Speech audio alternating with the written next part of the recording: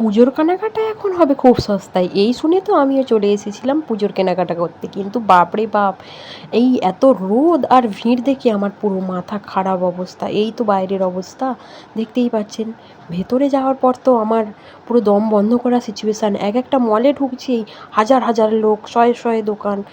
এ কী অবস্থা! এখানে 150 টাকায় পেয়ে যাবেন 2টি করে টপ, 100 টাকায় পেয়ে যাবেন 4টি করে গামছা। এছাড়াও শাড়ির দাম শুরু হচ্ছে 100-200 টাকা থেকে শুরু করে। খুচরো এবং পাইকারি দুইভাবেই জিনিসপত্র পাওয়া যাচ্ছে। নিজেদের প্রয়োজনীয় জিনিস কিংবা কাউকে উপহার দেওয়া কিংবা ব্যবসার প্রয়োজনে সমস্ত ধরনের জিনিসের জন্য কিন্তু একমাত্র ঠিকানা এটি অবস্থিত হাওড়া জেলার অঙ্কুরহাটিতে।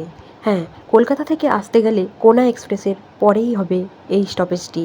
এবং যদি মেদিনীপুর কিংবা হাওড়ার বিভিন্ন সাইড থেকে আসেন সেক্ষেত্রে কিন্তু ধুলাগড় পেরিয়ে কোনা এক্সপ্রেসের আগে অঙ্কুরহাটি হাট স্টপেজ।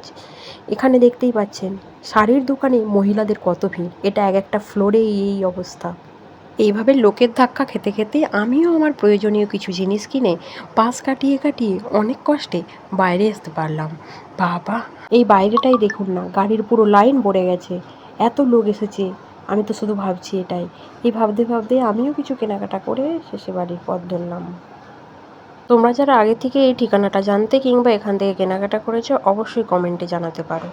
আর অজানা দর্শকদের জন্য বলে রাখি, এই জায়গাটি কিন্তু শুধুমাত্র শুক্রবারের জন্যই খোলা হয়ে থাকে।